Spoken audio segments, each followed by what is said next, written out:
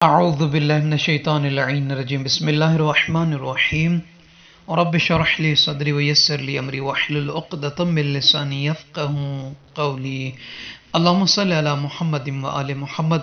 سامعین عزیز، اس ویڈیو میں ماہ رمضان المبارک کی 16ویں شب کی نماز اور اس کا طریقہ اور اس کا ثواب بیان کرنا ہے۔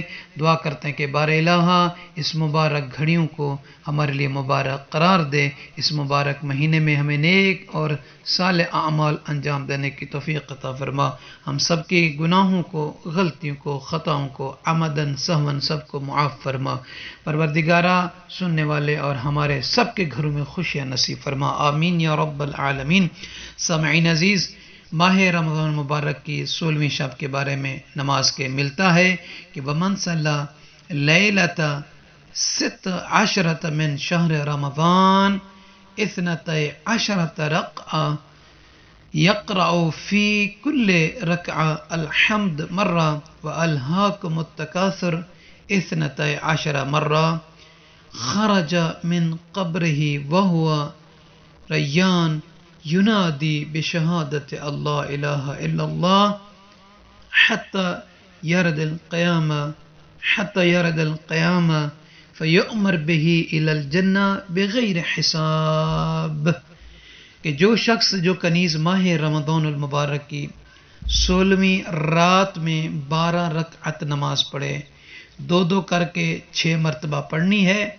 نیت یہ کرنی ہے کہ ماہ رمضان مبارک کی 16ویں شب کی 2 رکعت نماز پڑھتا ہوں یا پڑھتی ہوں قربتاً الی اللہ۔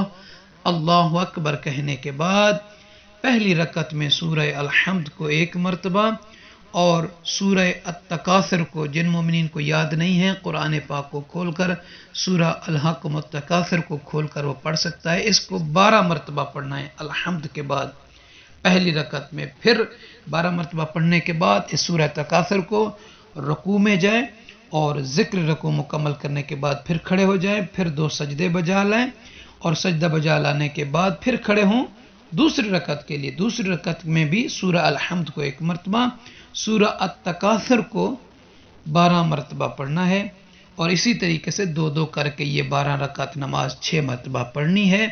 اور اس کے بعد جناب فاطمہ الزہرا سلام اللہ تعالیٰ علیہ کی تسبیح پڑھ کر دعا مانگے۔ اللہ تعالیٰ اس نماز کی برکت سے، اس شب کی برکت سے آپ کی دعاؤں کو، حاجات کو، مناجات کو، مرادوں کو، خواہشات کو منظور و مقبول فرمائے گا۔ اور فرماتے ہیں کہ جو شخص جو کنیز اس شب میں یہ 12 رکعت نماز اس طریقے سے پڑھے گا، اور فرماتے ہیں کہ یہ جو شخص جو کنیز جس نے یہ نماز پڑھی ہے وہ اپنی قبر سے اس حالت میں نکلے گا کہ اس کی زبان پر کلمہ لا الہ الا اللہ ہوگا، اور قیامت کے دن وہ اس حالت میں آئے گا کہ اس کو حکم دیا جائے گا کہ اے عبد خدا، اے کنیزان خدا، اب تو جنت میں بغیر حساب کے چلا جا۔ یعنی اس نماز کی برکت یہ ہوگی کہ قبر سے نکلتے وقت زباں پر کلمہ لا الہ الا اللہ جاری ہوگا، اور جب قیامت کے روز پوری خلق خدا موجود ہوگی، وہ اس حالت میں جب ان مخلوقات کے سامنے آئے گا تو اللہ کی طرف سے اسے حکم دیا جائے گا کہ میرے بندے، میری کنیز، اب تو بغیر حساب کے جنت میں چلا جا۔ فَيُؤْمَرُ بِهِ إِلَى الْجَنَّةِ بغیر حساب اللہ حکم دے گا۔